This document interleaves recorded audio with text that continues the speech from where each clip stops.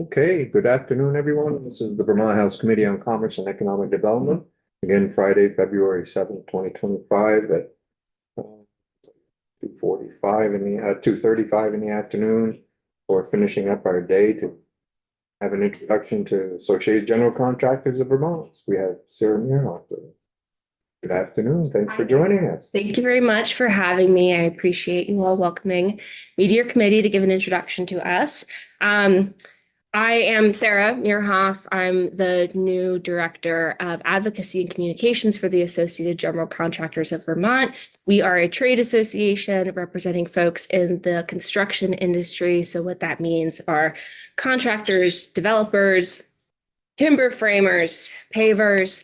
If you are living in it or doing business in it or traveling on it to get to your place of work or home, our members very likely built it. So that's who we are. We have more than 200 members. At the end of 2024, that was 224. And I use that metric because we actually have more members who have joined us and have applied to join us in just the last month alone. So we do a lot of networking opportunities, training opportunities, and of course, advocacy for the industry are kind of the pillars of our work. I figured that I would speak with you about the training kind of aspect today. I thought that was what your committee would be most interested in hearing. It's really important to us to be uplifting the construction industry, recruiting new young workers to the fields. That's very important. And really pulling our weight and doing our part in order to both bring new folks into the field, but also continuing education and training opportunities to, allow for the professional development and betterment of those in the industry. So I have quite the laundry list of trainings and, certain educational courses that we offer, just to give you an idea of the very broad range of what we help folks with. So OSHA training, so that's the Occupational Safety and Health Administration. We do OSHA compliance trainings, VOSHA, the Vermont OSHA, MSHA, which is Mining Safety and Health. We have certain emphasis trainings for, specialized skills within the construction industry. So how to safely work with silica, work in confined spaces, trenching, fall protection. We do electrical licensing trainings, first aid, heavy equipment, carpentry, masonry, crane certification. The list kind of goes on, but that gives you a bit of an idea of these training opportunities that we offer. We have a facility right here in Montpelier with several training classrooms and large-scale facilities. If you haven't been there, you are welcome anytime to come see our building and where we do all of this training, or a lot of this training, I should say. And we actually recently expanded our footprint in this training facility so that we can offer even more services. So just an idea of how frequently we do this. I looked through our Outlook calendar. We have just in-house trainings provided by us up until July of this year. We have 104 trainings scheduled. If you include in that number as well trainings which are being hosted by outside groups, which are renting our facilities in order to conduct their own trainings, that number is actually 177. So that gives you an idea of how frequently we are turning out these training programs in just half a year, really. We also do offsite trainings. So that's why I say that not all the trainings take place at our facility. We also send folks to companies' headquarters sometimes. They really like to see us come to them. It makes it easier for them. Also, we do trainings at career and technical education centers for young students. And again, that is building on that work of, strengthening the pipeline from school to the trades. Another piece of our work is networking and partnerships with other leaders in the construction industry. And so included in that would be something like the Vermont Independent Electrical Contractors. We also partner with Vermont Ready Mix and Vermont Timber Frame Association. And also in the realm of training and building the pipeline, we work with our members in order to facilitate some early career on-site training so that young folks can, get their hands dirty and start working and see how they take to it. We also partner with the Department of Labor on similar initiatives. And one piece which may seem like it's kind of coming out of the blue, but just to give you an idea of the kind of holistic approach that we take with this training and career development and just helping folks in the industry, we also have started a program for mental health and to help address the crisis of addiction, which actually faces or impacts folks in the construction industry in a disproportionate rate. So we provide Narcan to our members so that they can have Narcan on site, and that has actually saved lives, we know, by doing that work. That's my overview for you, and I'm very happy to answer your questions. Questions for Sarah?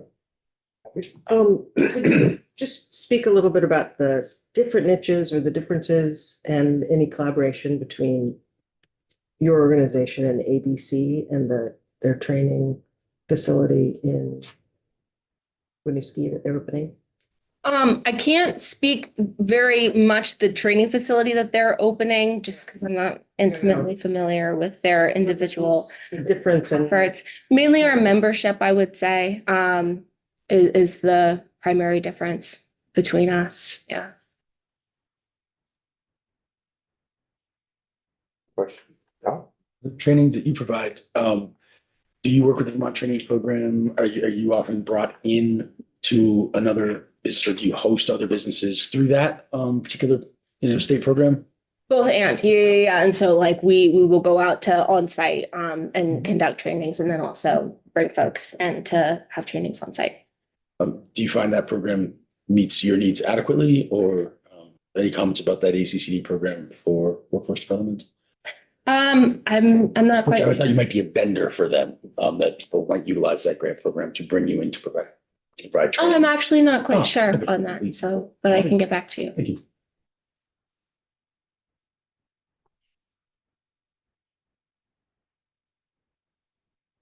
I know you partnering with the career centers, working with the Department of Labor, working with apprenticeships.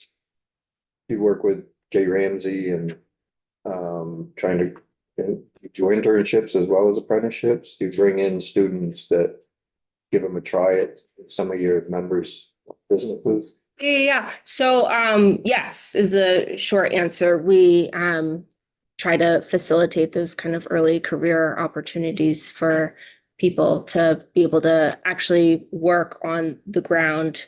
And that can range from, kids in the CTE programs, also, of course, adults who are wanting a new career. I think that's important to emphasize as well, is that it's not just limited to, 16 to 22-year-olds. Like we're also talking about a broader range here. And so those opportunities are really important for sure.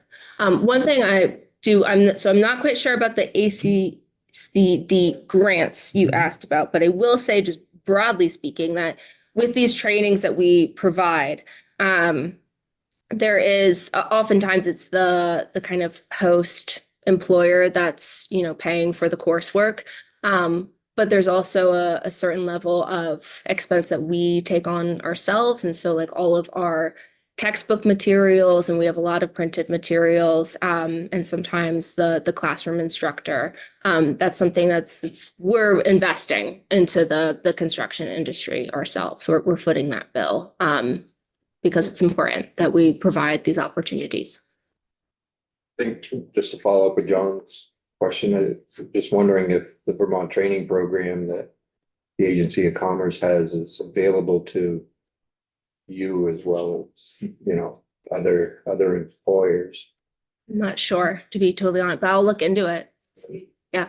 And we've done, last year, the year before, we had worked with VZAC as well to make sure there were some scholarship dollars in there for the building trades. And Yeah, yeah, no, that's great.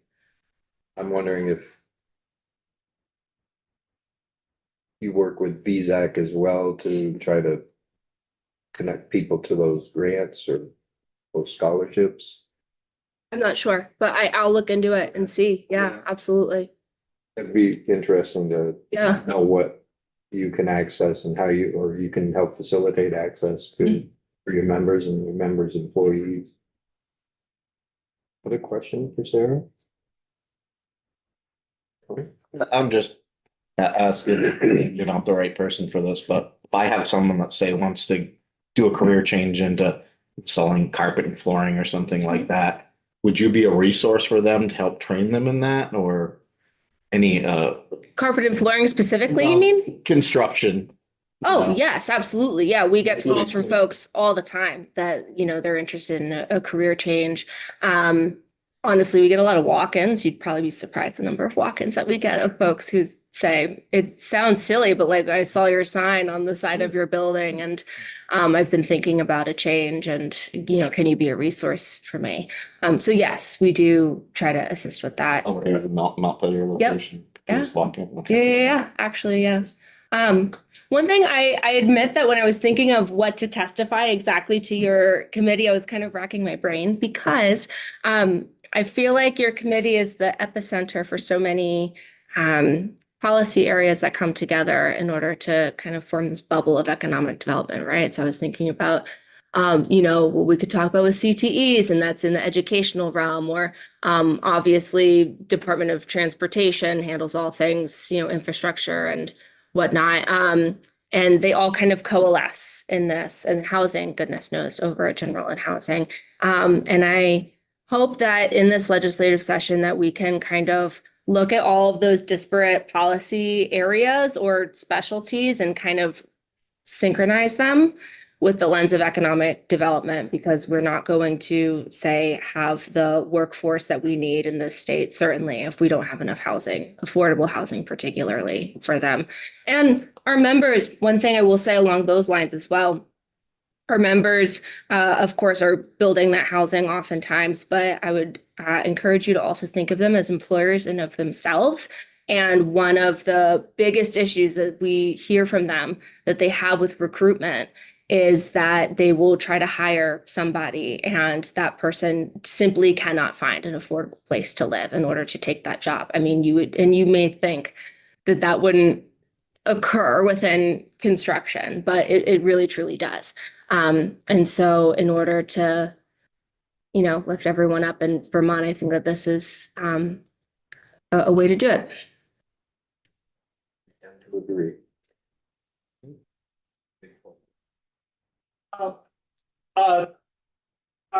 We had a speaker earlier who talked about, how the trades have become there was a time period where the trades became sort of a second class kind of thing that people weren't encouraged to. And what they wanted to do is their mission was in part to bring dignity back to the profession of the trades. Does your organization engage in any outreach to what do you do to do that piece for? Yeah, I think part of that is how we talk about it, really, and how we bring particularly younger people into the industry. I mean, if young folks are seeing from an early age that this is a good, viable, respectable, often lucrative career that they can take a part in, they will be really excited about it. One of the things, for instance, that we do is we have a career day oftentimes in the spring or summer where our members come, and of course they want to, offer some recruitment type efforts, but we bring in various types of heavy machinery and tools for kids to actually pick up in a safe way and get on and, kind of get their hands dirty. And so many kids really take to that. I feel personally very strongly about destigmatizing the trades. My dad was a carpenter, and it's a good, respectable job. And I think that if we can speak about it in that way. That is culturally like a huge part of what we can do to bring some respect. Also, I think, I don't know how many of you in here own houses, but if you do, if you've needed electrical work or plumbing or a roof or anything, it is mighty hard to find a tradesperson in Vermont these days.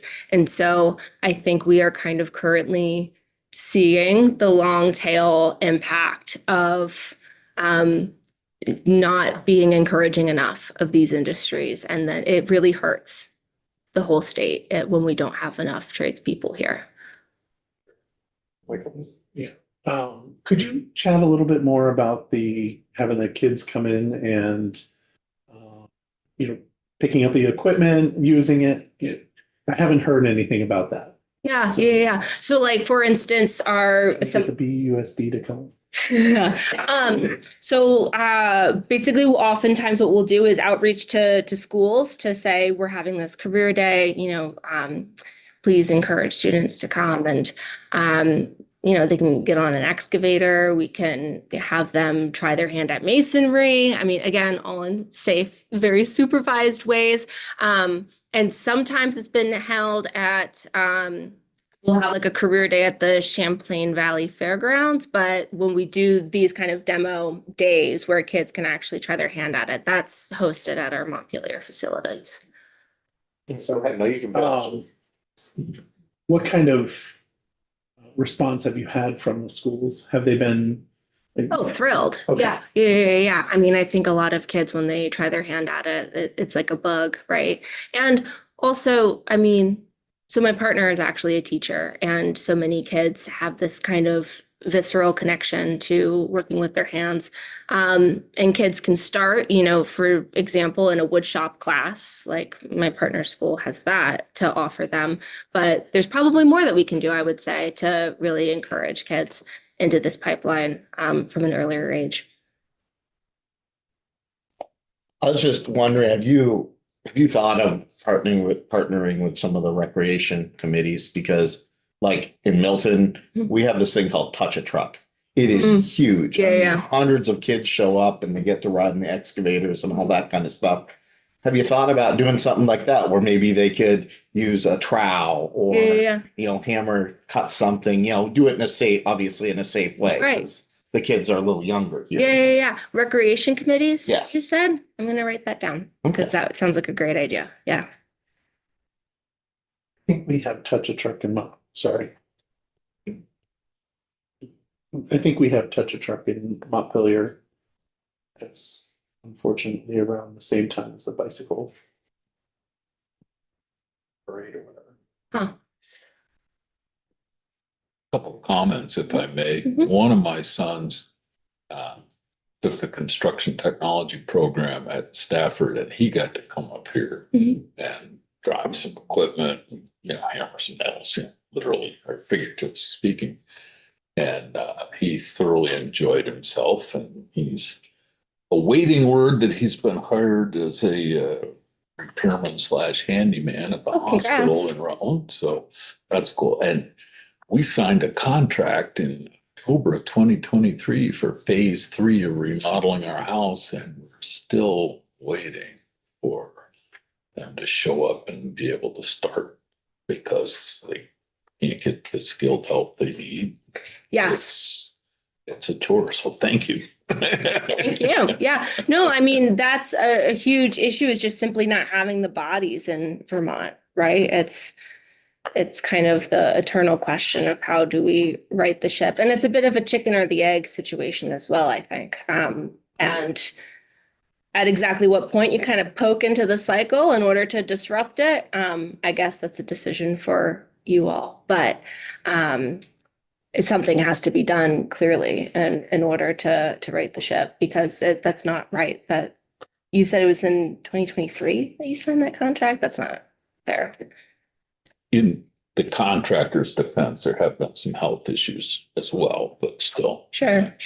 Well, part of it too, I will say, is, contractors are planning out their schedules months, if not genuinely years in advance, some of them. And any kind of disruption can really impact that schedule. And so say, for instance, some of the rhetoric that we're hearing out of Washington lately and the question of whether tariffs are going to go into place, it just adds a level of uncertainty when they are filling out their balance sheets and when they're scheduling out their time, that can make it really, really difficult to actually stick to a budget or a schedule or whatnot. I mean, as much stability as possible for these folks is really the best thing. Also, frankly, a lot of the time those disruptions can come in the form of appeals and, lengthy court proceedings for various permits and whatnot. And it's so difficult to predict that. And once it kind of crops up, it can really eat a lot of time, and it just throws everything off when you're trying to, operate this finely tuned machine of a construction company. Do you work with Sirdler and Earn? I don't know right off the top of my head. 4 different organizations that are in Sirdler and Earn. And they're all trying to get people, especially people that are younger folks, but that are in lower income brackets. Mm. And also Vermont Works for Women. Yep. We definitely work with them. Yeah. They're part of Sirdler. Okay. Right? But especially trying to get more women into the trades. Yes. Traditionally not part of that. And I think the more we can focus on women in the trades as well, there's no reason why that our ladies can't be out there doing the same work, and Do that. especially the ones that want to do it. We shouldn't make sure there's no barriers for that. Yeah. And it's also really important along those lines, I think, to have role models in the industry too. We also work with NAWIC, the National Association of Women in Construction, along those same lines. I mean, their whole name of the game is to be promoting women in the construction industry, and they do really fantastic work, and we work closely with them. It'll be curious, I'm sorry, Right. I'll be curious to see if these federal DEI, anti-DEI mandates impact these women, these organizations that lift up women to work in non-traditional workspaces, because they're already seeing federal grants being held. So think when we think of DEI, we don't always think of this as one of the programs, and they could be a casualty.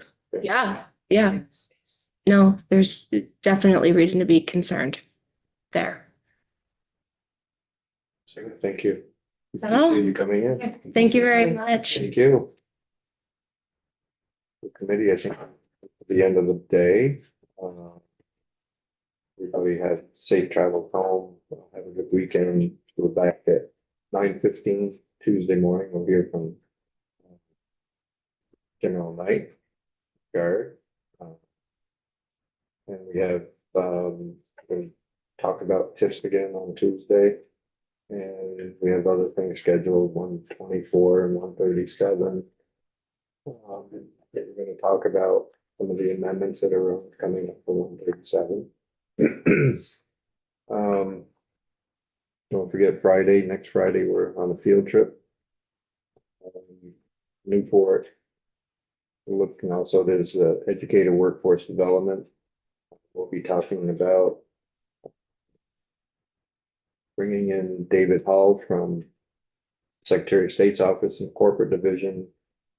He's working with Rick on a bill.